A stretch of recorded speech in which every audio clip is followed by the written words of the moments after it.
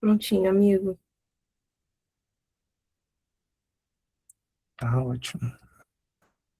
Bom, gente, só estou registrando aqui. Primeiramente, bom dia, em pleno sábado pós-jogo, um 3-0 aí em cima do Haiti. Vim com não é uma camisa do Brasil, mas é uma camisa amarela, em comemoração aí à conquista de ontem. Bom, fui convidado aí para poder falar um pouco sobre a primeira sessão, né? O que que a gente deve fazer e o que que a gente deve evitar dentro desse congresso aí de fundamentos para início da prática clínica. Bom, já vou começar com uma frase de um cara que é referência para mim e, obviamente, para muita gente, que é o Carl Rogers, da abordagem centrada na pessoa. E aí ele fala o seguinte, gente: ser empático é ver o mundo com os olhos do outro e não ver o nosso mundo refletido nos olhos dele. Então, assim, é uma frase que eu coloquei aqui logo no início, na capa, porque vai ser um direcionamento para o restante de tudo aquilo que a gente vai conversar hoje. O pessoal que me acompanha sabe que eu já sou aqui um pouco, eu brinco que eu sou uma figurinha repetida aqui na Startup C e que eu gosto de falar sobre diversas temáticas, então vira e mexe alguns congressos até diferentes que tem aqui, eu recebo o convite da Giovana para participar, e é um prazer estar aqui hoje, também no lugar enquanto supervisor clínico, e, claro, obviamente, psicólogo, e sempre um eterno estudante, porque, como eu sempre digo, eu também estou aprendendo aqui com vocês, não estou nesse lugar de detentor de todo o conhecimento, de todas as práticas, de todos os saberes, então é uma troca, e eu acredito muito nessa psicologia de troca de experiências, sabe? Baseada em experiências, né? Tem a psicologia baseada em evidências, eu digo que a minha é baseada em experiência. Experiência de vida, experiência que a gente tem de troca clínica. Então, me coloco aqui nesse lugar também como pessoa que está aprendendo, né? Um eterno estudante. E, como eu mencionei, essa frase ela vai ser um direcionamento, né? Vai ser um norteador aí para o restante da nossa palestra aqui, tá? Falando um pouquinho de mim, me chamo Gabriel Garcia, meu CRP, eu atuo com a psicologia clínica, organizacional e do trabalho, e também sou orientador profissional e de carreira. Atuo, então, já dei um spoiler logo na capa, né? Com a psicologia humanista, então sou psicólogo humanista, trabalho com abordagem centrada na pessoa. Hoje eu sou mestrando do programa de pós-graduação em psicologia social da UERJ, faço parte do laboratório de medidas em psicologia, tá? E sou membro aí da Associação Brasileira de Orientação Profissional e de Carreira e da Sociedade Brasileira de Psicologia Organizacional e do Trabalho, tá? Então, hoje os meus nichos de atuação dentro da clínica especificamente, eu atendo aí pessoas que têm atravessamentos do trabalho, questões de autoestima, insegurança, pessoas também da comunidade LGBTQIA+, pessoas que muitas das vezes já vêm até com um diagnóstico ou de ansiedade, depressão, TDAH, TEA também, e aí a gente vai tendo essa troca aqui que eu vou, ao mesmo tempo, citando alguns exemplos, relatando algumas coisas para vocês, mas, de certa forma, esse é um panorama sobre mim, tá? Bom, e por que que a primeira sessão, ela importa? Por que que ela é tão importante, né, gente? A primeira sessão, ela é um encontro que pode determinar a continuidade da jornada do paciente. Então, não é apenas uma coleta de dados que você vai fazer ali uma anamnese ou fazer uma triagem, é o início de um processo terapêutico com impacto real. Então, aqui a gente não fala simplesmente de que, vou ali aplicar a escutativa, colher as informações que eu preciso, tá? É importante, eu separei aqui em 3 tópicos, que são, assim, de extrema importância nesse primeiro contato. Primeiro é a aliança desde o início. Então, o vínculo terapêutico, ele começa a se formar nesse primeiro encontro. Então, além de uma escutativa, é também você se colocar disponível ali, tá? Não é simplesmente quando você vai fazer uma triagem, numa primeira sessão, que aí você, poxa, me passa ali o seu nome completo, data de nascimento, CPF, o que que te motivou a buscar a psicoterapia? Não, é você tá ali, né, uma presença real nesse primeiro encontro. tá? O segundo ponto que eu também trouxe aqui é a adesão ao tratamento. Então, a qualidade desse contato inicial influencia muito na continuidade.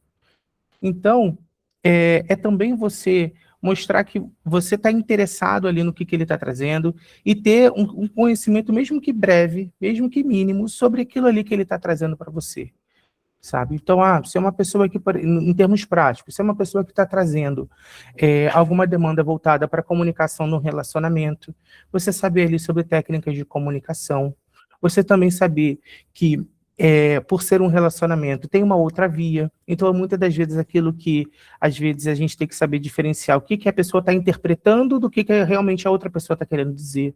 E você passar isso para o paciente, nesse primeiro contato.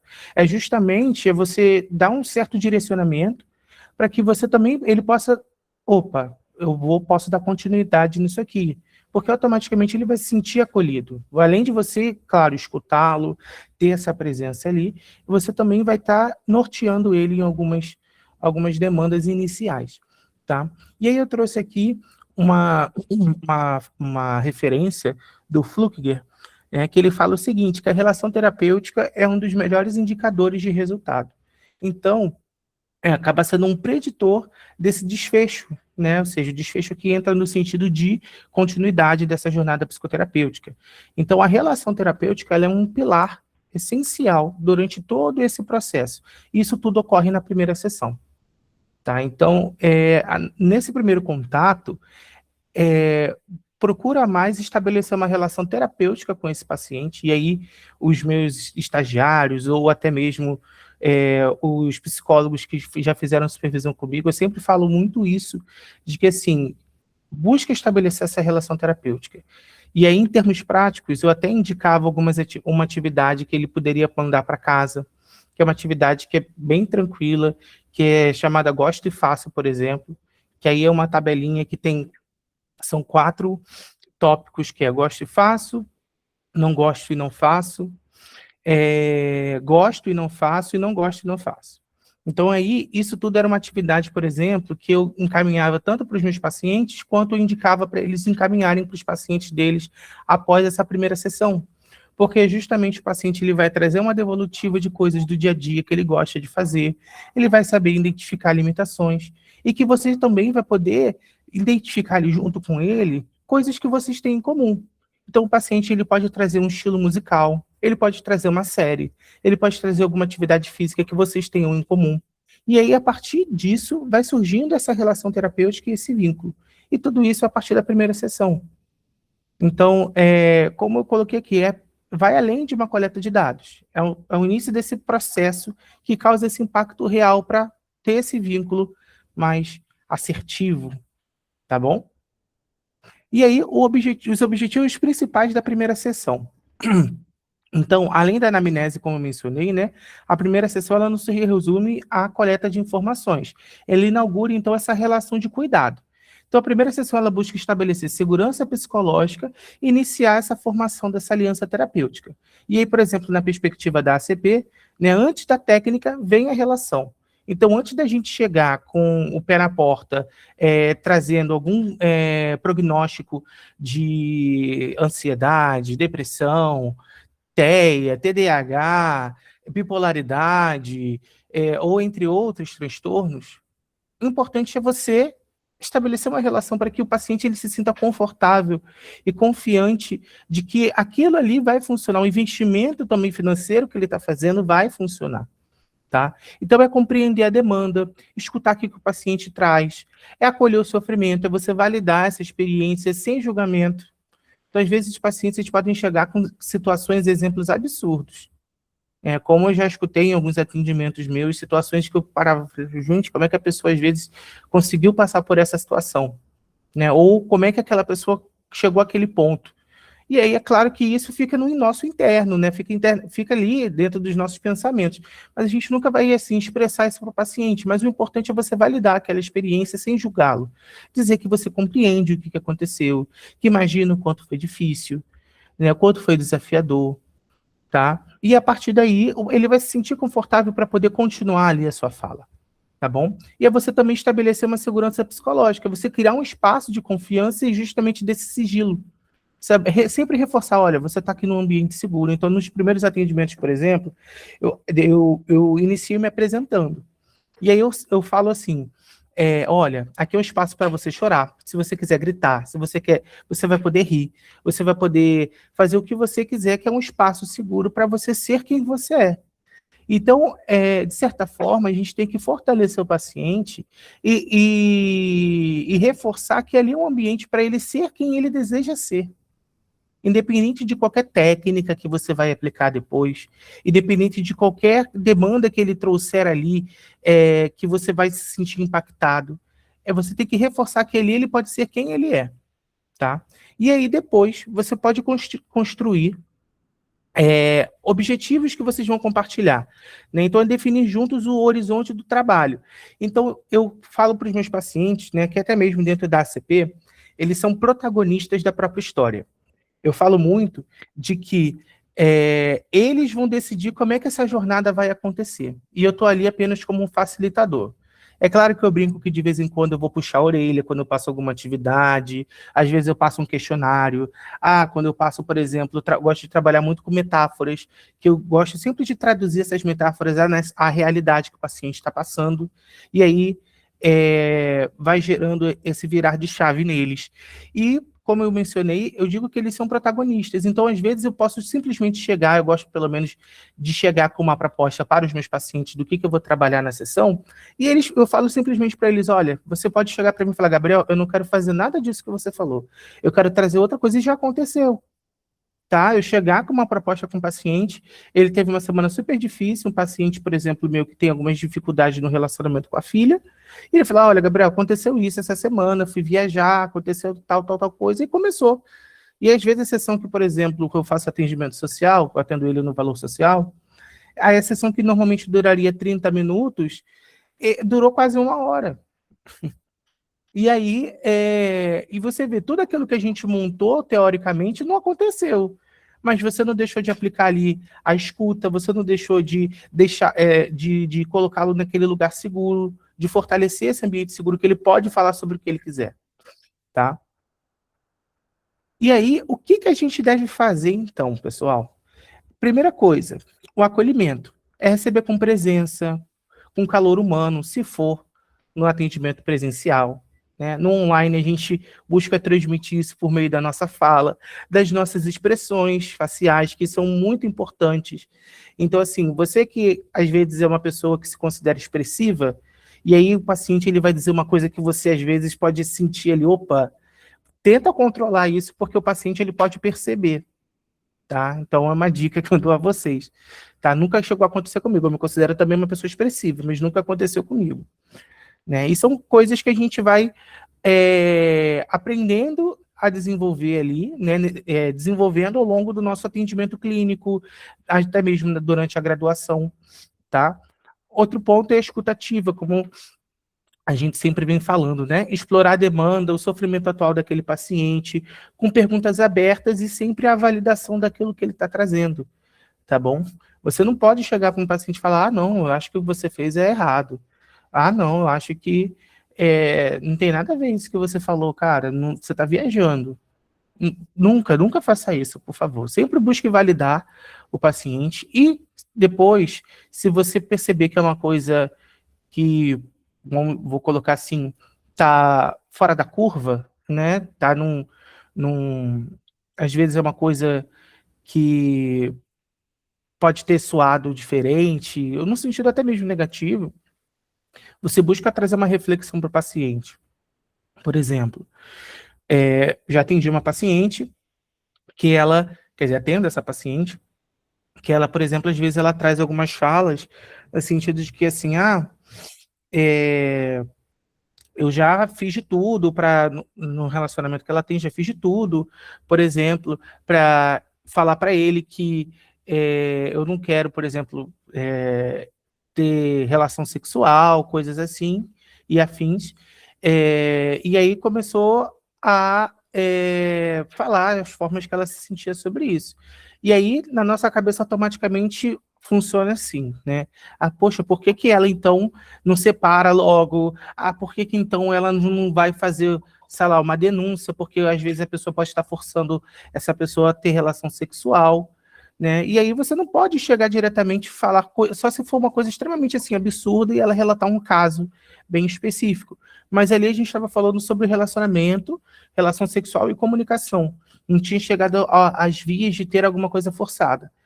E aí você não pode chegar e falar isso para a pessoa. Você pode trazer uma reflexão dizendo, olha, então por que você já não busca todas as vezes que a pessoa sentir essa vontade, você, por exemplo, já sinalizar que você não quer, ou, por exemplo, você combinar alguns dias, se funcionar, porque tem isso, às vezes as pessoas combinam alguns dias para ter relação sexual, porque vai estar num dia melhor, né, vai ter ali a volúpia sexual mais tranquila, né, mais fluida. Então, olha, se é um relacionamento que você percebe que você tá tendo mais custos do que benefícios, não vale a pena uma reflexão para você ver se vale a pena você investir ainda nesse relacionamento ou não? Sempre trazendo essa resposta, esse questionamento para o paciente, sempre devolvendo isso a ele. Porque a ideia, gente, é também que a gente não crie uma dependência do paciente com a gente. A ideia é sempre que ele tenha autonomia e independência para gerir os desafios que ele está apresentando ali para a gente. Então, como eu disse lá atrás, nós sermos facilitadores também na vida desse paciente, tá? Porque senão a gente gera uma relação de dependência, e aí, por exemplo, é claro, existem um período de acompanhamento, eu não vou estabelecer ali, nós vamos ter 10 sessões, por exemplo, né, que é uma coisa muito importante que eu vou até falar depois. Eu vou estabelecer 10 sessões, e a partir das 10 sessões, depois você vai estar curada, você vai estar, os seus problemas vão estar solucionados. Não existe isso. Não existe. Você colocar um prazo ali para um acompanhamento e trazer essa resposta para essa pessoa ali, dizendo que ela vai estar com os problemas dela vão estar solucionados, isso não existe. Não é funcional, não é ético também. Então, assim, o acompanhamento terapêutico, isso também é muito importante você trazer na primeira sessão, é você reforçar ele, ao paciente, de que, assim, o acompanhamento terapêutico, normalmente ali, para identificar, dependendo até qualquer tipo de transtorno ou alguma coisa, é pelo menos de 3 meses, 90 dias. Então, o paciente já inicia essa jornada também sabendo um período ali que ele vai ter que ter aquele acompanhamento mais profundo. Aquele vai ser um período ali de talvez mais incisivo voltado para a investigação, tá? Dando continuidade aqui. Então, o enquadre e o sigilo. Então, explicar com clareza sobre as regras do setting, né, terapêutico, ou seja no online, seja no presencial, de como é que vai funcionar. Normalmente, e aí é o momento onde você explica, né? Se você vai trabalhar, por exemplo, com metáforas, como eu falo, se você vai trabalhar com alguns testes iniciais de rastreio, se você vai, por exemplo, trazer alguma atividade lúdica para você trabalhar com esse paciente em sessão. Então, é o momento que você explica como é que vai funcionar esse espaço e você também explica sobre os limites do sigilo e o funcionamento de todo esse processo. Tá? O sigilo e a confidencialidade que rege o nosso código de ética, né? O artigo 9º e 10º ali do profissional de psicologia. Tá? Então, é um momento que também você vai explicar de como é que funciona toda essa jornada com esse paciente. E os objetivos colaborativos, então, é construir os próximos passos. Tá? E aí você sempre vai buscar encerrar, então, com uma síntese de tudo aquilo que você conversou durante a sessão com o paciente, de tudo aquilo ali que você trouxe. Então, justamente essa fala que eu mencionei de que trazer essa reflexão, devolver para o paciente esse questionamento, surge nesse momento agora, tá? E você também vai estabelecer com ele algumas coisas claras. Então, por exemplo, olha, toda sessão eu vou te passar uma atividade para você fazer em casa, ou trazer uma reflexão para você pensar ao longo da semana. Então, você vai depender muito do seu manejo ali, dentro, é claro, da sua abordagem, né? Ou seja, a perspectiva que você enxerga o indivíduo, tá? E aí, a partir desse momento, ali na primeira sessão, ou ao longo do início do primeiro mês, vou colocar assim, né, você vai estabelecendo isso com ele. Então, o que os pacientes eles mais valorizam? Empatia, presença, calor humano, como eu mencionei, se for presencial. Então, Gabriel, eu faço atendimento presencial, seja no NPA, ou SPA, ou na minha própria clínica, Poxa, um professor meu falou que eu não poderia apertar a mão do paciente ou dar um abraço. Gente, o calor humano ele é importante. A pessoa se sente acolhida. Tem pesquisas científicas que provam isso. Então, assim, gera a sensação justamente do paciente ele ser compreendido, dele ser acolhido. Então é importante a gente ter esse contato. Quando às vezes um paciente meu está no online e aí ele se emociona, ou ele, por exemplo, está no momento de êxtase, está muito feliz com alguma conquista, alguma coisa, eu automaticamente falo, olha, queria muito te abraçar agora. Mas assim, estou tentando transmitir com as minhas palavras aqui, com o meu tom de voz, a minha felicidade, a minha alegria pela conquista que você conseguiu. Ou se um paciente ele está num momento de profunda tristeza, ele se emocionou, queria te dar um abraço agora para te acolher, dizer que vai ficar tudo bem, que a gente vai trabalhar isso aqui em sessão, vou te ajudar nesse processo, nessa jornada, nisso que você está trazendo para mim. Vamos encontrar soluções para você trabalhar isso, estratégias. Então, por meio também do online, né, a gente consegue, com o tom da nossa voz, com a nossa expressão facial, transmitir isso para o paciente também. E isso é importante. E isso normalmente acontece o quê? Na primeira sessão. Que às vezes, por exemplo, eu atendi uma paciente na semana passada, que ela está com problemas homéricos, assim, na vida dela sobre relacionamento, filhos, questões também de trabalho, emprego. E, assim, ela o tempo todo chorava na sessão, ela se emocionava constantemente. E aí, normalmente, por exemplo, é a primeira sessão que o paciente, ele costuma dizer que ele suga muito você. E aí, como eu mencionei, que teve uma outra paciente que durou 30 minutos, ela durou 1 hora também. Era 30 minutos o valor, a sessão, né? Que eu também atendi ela valor social, e aí durou 1 hora. E tá tudo bem. Você não vai deixar de fazer o acolhimento, você não vai. Também é aquilo, gente. A gente não pode engessar muito as formas da gente trabalhar, porque senão justamente acaba perdendo esse contato com o paciente.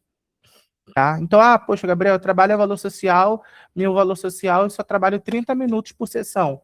E aí, um paciente meu começou a falar mais, faltando 10, 5 minutos para acabar a sessão dele. Você vai cortar esse paciente quando o momento, às vezes, essencial que ele trouxe ali, o que ele estava realmente enquanto demanda, precisando levar a você, você vai cortar ele, não, acabou seu tempo, fulano, foi 30 minutos, a gente se vê na próxima semana. Ele nunca mais vai retornar seu contato, possivelmente. Nunca mais é forte, mas possivelmente ele não vai retornar o seu contato quando você mandar mensagem de novo. Então é importante nesse primeiro atendimento a gente entender também, e isso vai muito do nosso manejo, de que você pode até estabelecer depois um roteiro, que no início você se apresenta, fala um pouco sobre você, a abordagem que você utiliza, que é muito importante, você falar sobre a abordagem, para ver se o paciente ele vai se identificar, porque tem muito disso. Por exemplo, falando sobre mim, ao longo da minha vida, eu já fiz, obviamente, terapia, psicoterapia, e eu já passei por psicanálise, TCC, Gestalt terapia, passei por Gestalt terapia e passei agora pela fenomenológica, abordagem fenomenológica essencial. Então, assim, pergunta quais funcionaram comigo. Eu sei eleger 2, que foi a Gestalt e a fenomenológica. A TCC não funcionou muito comigo, nem psicanálise. Então, assim, tem paciente que vai se adequar mais àquela linguagem que você utilizar dentro da abordagem. Isso é muito importante também.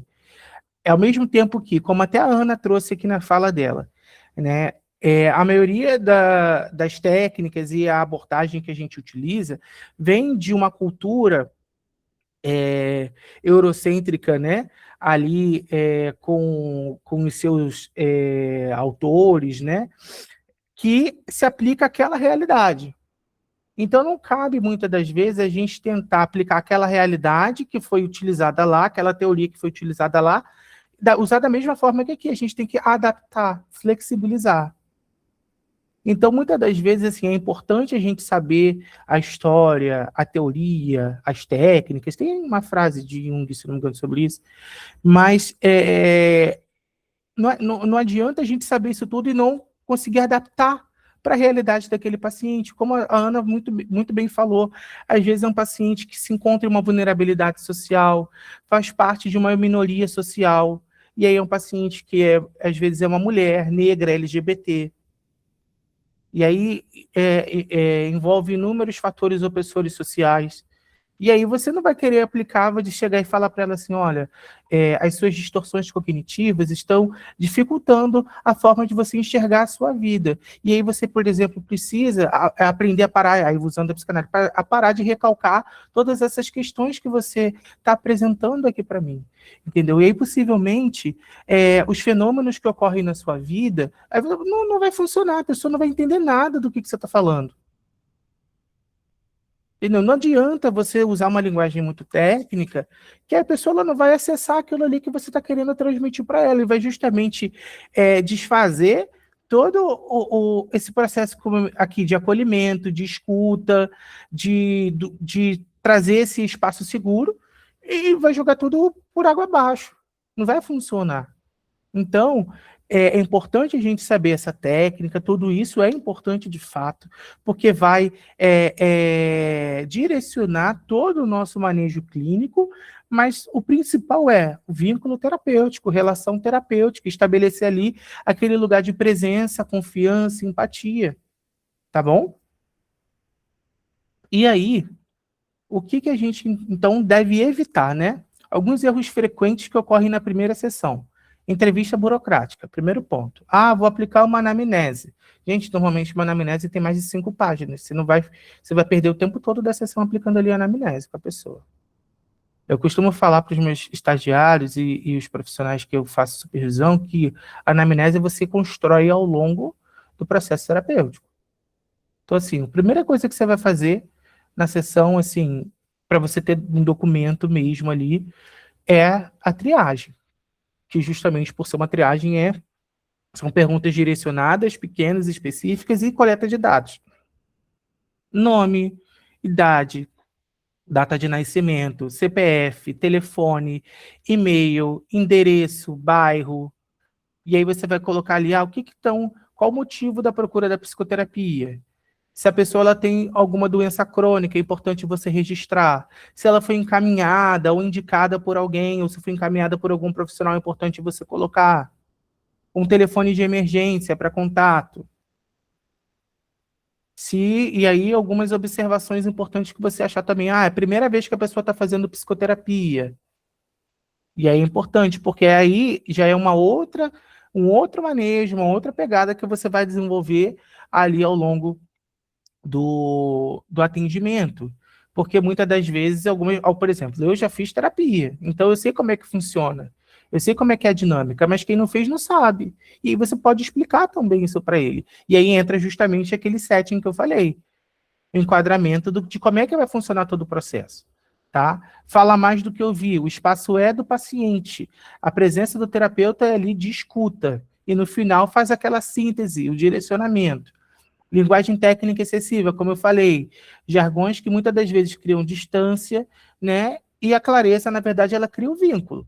Então, você utilizar toda aquela parte técnica que você aprendeu na teoria, na sala de aula, não vai funcionar. O paciente ele vai se sentir mais distante, tá? Interpretações prematuras, ou seja, hipóteses precoces. Você não pode chegar falando, olha, você me apresenta aqui sintomas de ansiedade, depressão, sintomas você tem traços de autista, e aí eu acho que você é autista, e aí ao longo da sessão a gente vai trabalhando isso, tá? Mas aí eu acho que você tem, poxa, Giovana deve lembrar de um caso, não sei se Giovana tá aí, amiga? Ó, Giovana deve lembrar de um Tô caso. aqui. Giovana deve lembrar de um caso que a gente foi fazer um atendimento numa escola, que aí ela deve lembrar desse caso. A gente foi fazer um atendimento numa escola, uma palestra, na verdade, numa época da época do Enem, né? Que aí a escola estava precisando trabalhar algumas questões de regulação emocional com o pessoal do ensino médio e tudo mais. E aí acabou que na hora ali tinha um menino que ele acabou tendo uma crise, se trancou no banheiro, não sabia se ele tinha algum material cortante, perfurante, e a gente parou a palestra e nós fomos lá fazer ajudar a escola.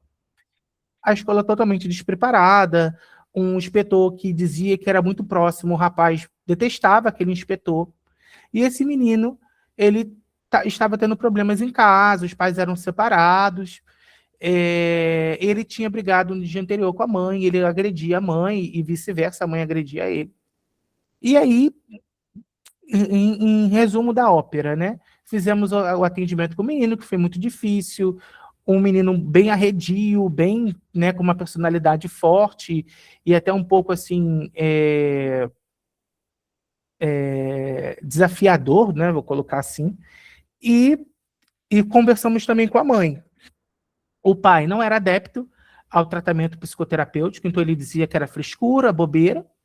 E a mãe tinha levado ele, com todo respeito aos meus colegas da psicanálise, mas ele tinha levado ele a um psicanalista, não a um psicólogo. E esse psicanalista, na primeira sessão, falou que ele tinha psicopatia e bipolaridade, né, amiga, se eu não me engano. E foi isso, né, Ju? Foi isso. Se tiver mais alguma coisa, é tudo de pior, né? Acho que era Todd também. Isso, ele tinha TOD também. Então, no primeiro atendimento que ele fez, ele diagnosticou esse rapaz e a mãe foi pesquisar sobre isso. E aí a mãe foi e falou assim, porque eu pesquisei e eu vi que ele podia ter ações impulsivas, que ele poderia tentar me matar, e aí por isso que todas as vezes que ele demonstrava qualquer comportamento que era contrário àquilo que eu pedia, eu já ia para cima dele. Então, assim, para você ver a importância de como é que como é que é importante a nossa fala e o quanto é valioso tudo aquilo que a gente fala para um paciente num primeiro atendimento ou num primeiro contato. Então, eu não posso trazer para um paciente falar que ele tem traços de psicopatia, traços de autismo, de que já dando um diagnóstico para ele. Simplesmente é uma interpretação extremamente prematura de um primeiro contato que você teve. E aquilo ali pode mudar a vida de um paciente, porque ele vai propagar aquilo ali dentro das relações sociais que ele tem, falar, olha, eu estou fazendo terapia, meu psicólogo falou que eu tenho traços de psicopatia. E como é que vai impactar aquilo ali na vida dele? Um relacionamento que ele tem com uma esposa, com a namorada, com a família, com os amigos, no trabalho. E ele vai propagar essa informação que muitas das vezes não está validada, não é concisa. Então, a gente tem que ter muito cuidado também quando a gente vai dizer qualquer coisa, justamente naquele momento de síntese, né, no final de uma sessão, para justamente, às vezes, não reforçar para o paciente uma certa ideia que ele tem, porque também hoje muitas pessoas conversam com inteligência artificial, fazem pesquisa na internet, eu acho que eu tenho traços de autismo, eu acho que eu tenho TDAH, eu acho que eu tenho bipolaridade, eu tenho esquizofrenia, eu tenho isso, eu tenho aquilo, tenho síndrome XYZ. E aí ele vai chegar com isso e você... Aí simplesmente o que você responde? Olha, fulano, vou anotar isso aqui, a gente pode investigar isso ao longo das sessões. E aí o que você pode ir fazendo? Ao longo das sessões, você pode pesquisar técnicas de rastreio para ver se aquela pessoa tem aquilo ali mesmo, porque essas técnicas, né, sejam inventários, questionários, aquilo ali vai trazer um insumo fidedigno, né? E aí a gente trabalha no campo da avaliação psicológica, vai trazer um insumo fidedigno de que se ele tem ou não aquele tipo de comportamento, aquele tipo de pensamento, mas não é na primeira sessão que você vai fazer isso, é ao longo desse processo, tá? Deixa eu beber uma água que minha garganta ressecou um pouco. Bom, outro ponto também aqui é o confronto diagnóstico rápido, né? Como a gente mencionou aqui, diagnósticos fechados na primeira sessão comprometem então essa abertura. Então, você chegar falando para o paciente, olha, você tem ansiedade? Não, olha, pelo que você me apresenta, você tem até alguns traços de ansiedade, mas a gente vai buscar investigar isso com calma. Ao longo das sessões, a gente vai trabalhar isso. Olha, se você relata para mim que você se sente muito ansioso, na próxima sessão, me traz, então, situações específicas que são gatilhos que você percebe que está gerando ansiedade em você. Então, também você direcionar o paciente. Não é você, olha, você tem ansiedade, procura um psiquiatra, vai tomar um remédio. Não é isso, você não vai falar isso para uma pessoa, tá? Então, a gente tem muito cuidado em relação a isso. E também ignorar as dúvidas do paciente é uma coisa que a gente deve evitar, tá? Perguntas sobre o processo são a parte legítima da demanda. Então, se o paciente ele trouxer alguma dúvida para você, busca responder. E tá tudo bem se você não souber tudo, tá? Você também pode falar, olha, não sei sobre isso, eu vou investigar, Por exemplo, o paciente meu, ele estava, justamente, lembra que eu mencionei um paciente que ele estava querendo, tinha problemas com a filha, ele queria fazer psicoterapia familiar. E aí, o que que eu falei para ele? Eu falei, olha, normalmente eu não faço atendimento com a psicoterapia familiar, mas se é uma demanda que você percebe que está precisando, está muito urgente, eu posso, então, estruturar as sessões para a gente poder trabalhar isso, e eu vou procurar uma orientação com o meu conselho. E o que que eu fiz? Eu fui lá, mandei um e-mail para o meu conselho. Você pode mandar entrar em contato com o seu conselho e pedir um direcionamento sobre isso, né? E aí eu perguntei sobre o que que regia o atendimento voltado para psicoterapia familiar ou de casal, que acaba sendo um pouco semelhante, né? A dinâmica também. Perguntei sobre a parte ética, se existia também algum direcionamento voltado para cobrança de valores ou estrutura de contrato. Então, eu perguntei isso tudo para o conselho e falei isso para o meu paciente: olha, eu vou entrar em contato com o meu conselho para poder eu ter um direcionamento e vou te dar uma devolutiva. Então, assim, aí a pergunta que fica, Gabriel, você fez ainda com ele? Não, ainda não fiz. Ainda não fiz, ainda estou estruturando. Mas tá tudo bem você não saber de tudo e você procurar respostas via conselho, via um supervisor, via, às vezes, um colega mais experiente, tá? Ou alguém, algum professor que você tenha contato que possa te dar esse direcionamento, tá tudo bem você não saber todas as respostas, tá? Então, nem toda a informação ela precisa ser obtida na primeira sessão. Lembre-se disso. E aí, a contribuição da ACP. Tá? A ACP, para quem não conhece, abordagem centrada na pessoa, ela provém então do Carl Roger, né? E o que que ele propôs? Que a mudança terapêutica ela emerge não apenas de técnica, mas de condições relacionais genuínas. Então, estão aqui os 3 pilares da ACP. A empatia, que é você compreender o mundo interno do outro com precisão e com cuidado, tá? Consideração positiva e incondicional, você aceitar o paciente sem julgamento, independente do que ele traz para você, do que ele falou ali para você, você aceitá-lo como ele é, como ele se apresenta ali para você. E a congruência, que é você ser autêntico e genuíno nessa relação terapêutica. Então, gente, não é uma técnica que vai curar o paciente, é a qualidade dessa presença terapêutica que vai trazer ali condições para que ele possa, então, ter recursos próprios de autonomia e independência para lidar com as situações que ele está trazendo ali. Então, como, reforçando o que eu falei, é você ser esse facilitador, tá? E aí, a aliança terapêutica, né, justamente é esse fator principal de mudança. Então, segundo o Bourdin, por exemplo, é um outro autor, né, que eu trago aqui, a aliança terapêutica ela é composta por 3 dimensões interdependentes. E pesquisas recentes confirmam, então, a sua centralidade nesses desfechos clínicos. Então, a primeira dimensão é o vínculo, a relação de confiança e segurança entre o terapeuta e o paciente. É o principal fator de mudança. Então, Gabriel, eu estou há quase 1 ano fazendo o acompanhamento com o paciente, ele não apresenta nenhuma mudança, continua trazendo as mesmas demandas, ele não consegue evoluir. Busca ver se o seu vínculo com esse paciente ele está forte ou não. Busca identificar ali se vocês estão tendo um entrosamento bacana. Tá? Às vezes tem um paciente que ele é mais tímido, ele é mais introspectivo, ele é mais calado. Então busca talvez quebrar um pouco dessas barreiras, trazendo ali alguma atividade lúdica que possa auxiliar para você criar esse vínculo terapêutico. Busca estabelecer talvez metas. Por exemplo, tem uma paciente minha que ela tem uma dificuldade muito, ela não tem dificuldade assim relacional, a gente tem um ótimo entrosamento. Mas ela tem uma dificuldade, por exemplo, com estudos. E eu, por exemplo, estou fazendo o meu mestrado. Então eu falei para ela, olha, vamos fazer o seguinte, toda semana você vai dizer para mim o que você conseguiu estudar do seu curso, da sua graduação, e eu vou trazer para você o que eu consegui fazer do meu mestrado. E aí a gente tem essa troca, que é uma forma de você também conversar com o paciente e estabelecer esse vínculo, essa relação com ele.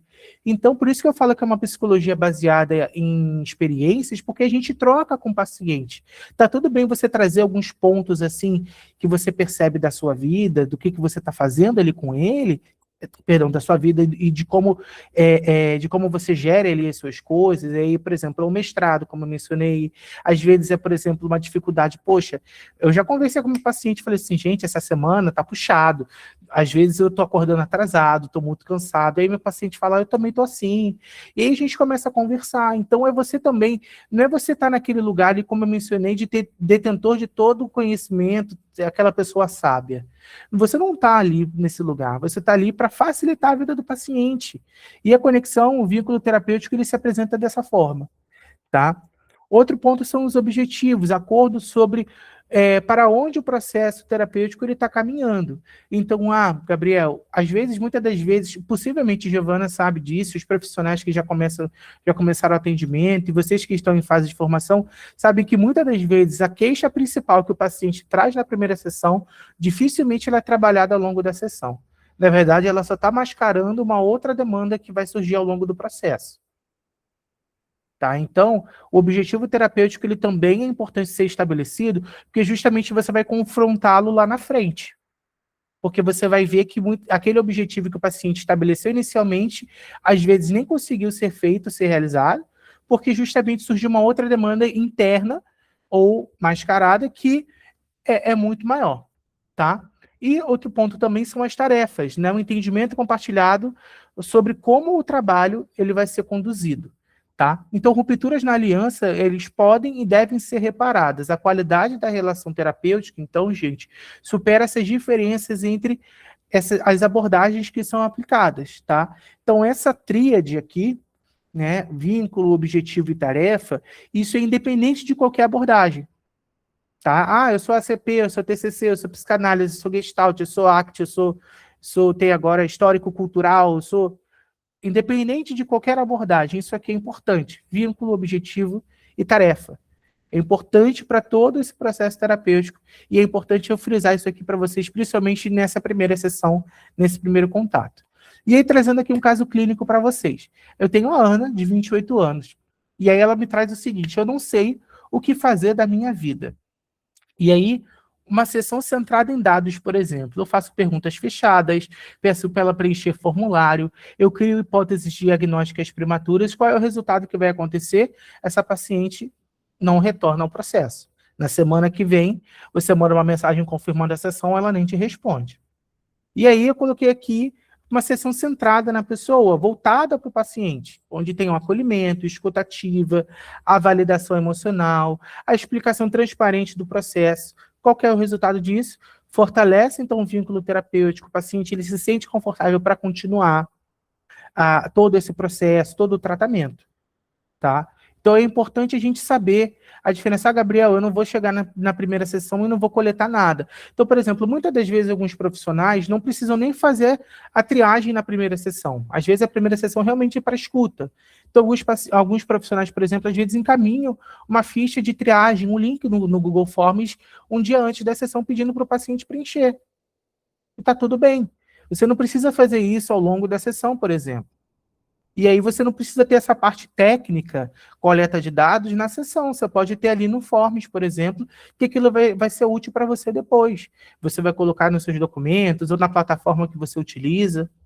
E aí a primeira sessão é totalmente voltada para a escuta. Mas aí, assim, depende de cada profissional, de cada manejo, tá? E aí uma reflexão para vocês antes da gente fechar. Daqui a pouco também está chegando a palestra da Gil.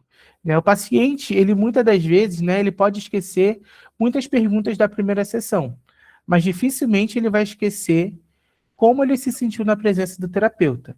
Então, antes de qualquer técnica, a relação, ela inaugura o cuidado. Então, gente, o paciente, ele vai... Se você perguntar para o paciente o que você perguntou na primeira sessão para ele, ele não vai nem lembrar. Mas se você perguntar de como ele se sentiu, ele com certeza vai saber. Então, é importante a presença terapêutica, esse lugar de você de estar ali nessa presença real com esse paciente, escutando ele, acolhendo, sem julgamento e com cuidado. Tá bom? Bom, gente, aí estão as referências bibliográficas que eu utilizei, tá? O pessoal que acha que está aí no acesso VIP vai ter acesso aos slides, mas o pessoal que independente de estar no VIP, estão aqui as minhas redes sociais, a da Startup Sil, meu WhatsApp, Quem quiser depois pode me mandar mensagem, a gente pode ter uma troca. Assim como a Ana me coloca à disposição, pode me chamar no Instagram, pode me chamar lá no WhatsApp. Tem meu LinkedIn também para quem quiser se conectar e